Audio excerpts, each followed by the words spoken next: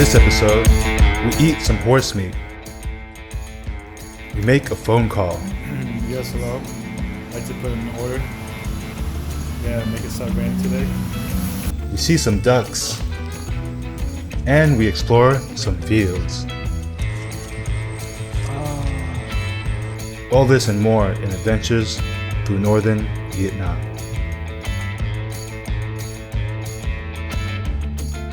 So I'm working on my new film now, and the whole purpose of this trip is to shoot scenes for the film. And what this vlog will cover is scouting for locations, plus the aftermath that Corona has left on this location, as well as some of the natural beauty that this part of Vietnam has to offer.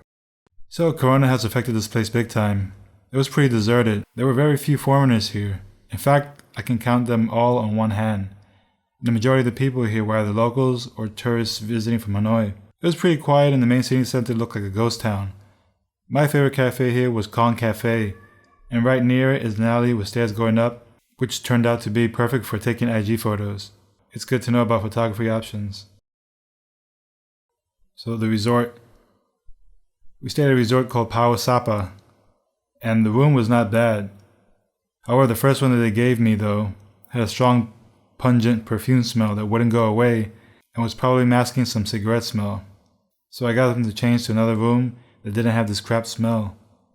After that, it was smooth sailing, and the views from the room overlooking the fields with the mist was simply amazing.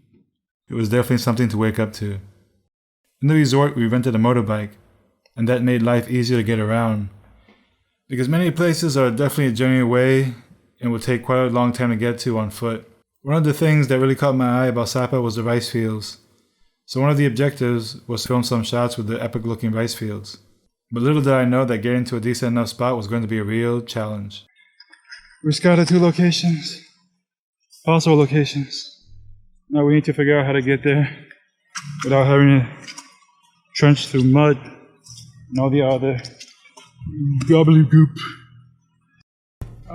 Let's see if we can find a way over to that side and this side behind me. On the ground can be really soft and unwalkable. We found that they have these really narrow paths in the fields that allow farmers to walk through the fields.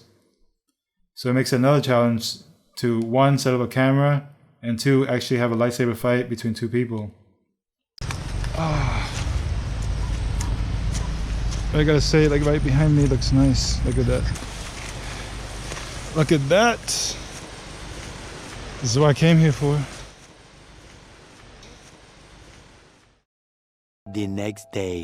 I found like about 2 spots the other day, but super hard to get into because there's a lot of mud. Costumes would get dirty. And there's a stream to cross, but there's like a downhill ditch that's hard to climb out of. So the other spots didn't pan out. So look at them views.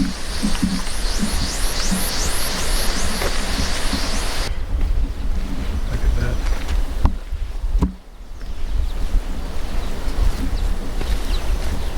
There's a chicken. Oh, there's people living here.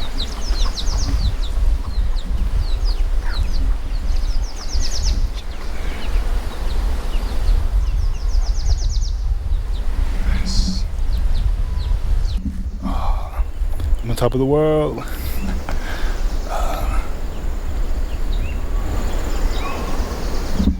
Alright, so there's 2 paths. There's one over there that leads to nothing, and then this one. Wow, look at that. I suppose you can't walk over there. Oh, you could actually.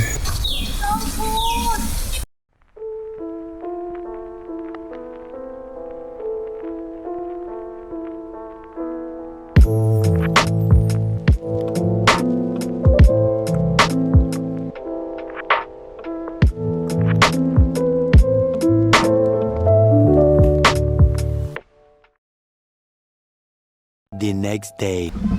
So now we're at the second location for today. Scouting out to see what's here. So let's take a look. This one's a lot different than the other one. It's more vast and open. I think this one might do the trick. Look at that beauty. Oh my god. So beautiful.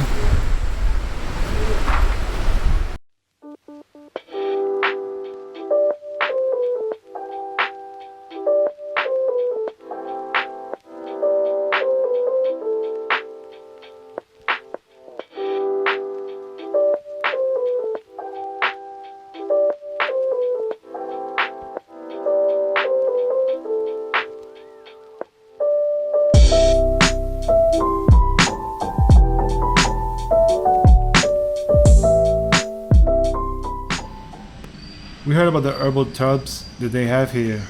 The resort had them also, but we wanted one that was more authentic. So this place is called Sapa Napro.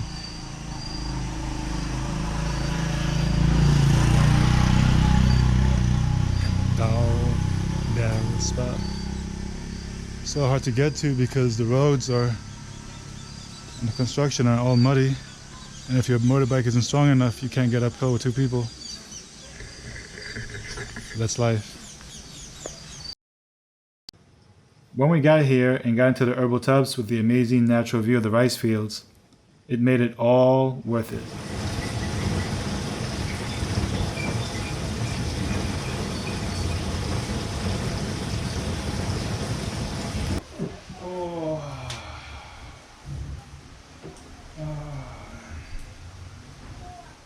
There was a lot of food to get here. We had some nice horse meat on the recommendation of the taxi driver. So, what does horse taste like? Let's see.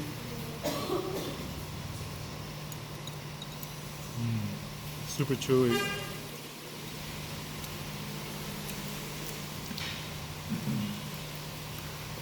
Tastes like super chewy beef.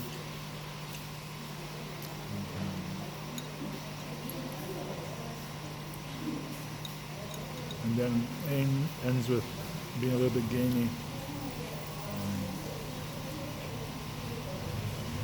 Scouting for locations, pretty exhausting. Had a lot of technical setbacks, such as wrong camera settings, lens getting fogged, couldn't see anything on the small screen, and didn't expect that scouting for locations would be so time consuming and exhausting. Coming here during this time, while the country borders were still closed, created the ghost town effect here, which I didn't really mind. And originally we planned to go to the tallest peak on the hill called Fancy Pan, but they were still closed until October, so that didn't happen. I really enjoyed the scenic views. Only issue was the bus ride from Hanoi to here was a bit on the Tokyo Drift side, but aside from that, everything else was really nice. On the next episode, we ride a crazy bus. A dog tries to open a bottle of water. We walk down a hill, and I meditate on a mountain cliff. All this and more in Adventures Through Northern Vietnam.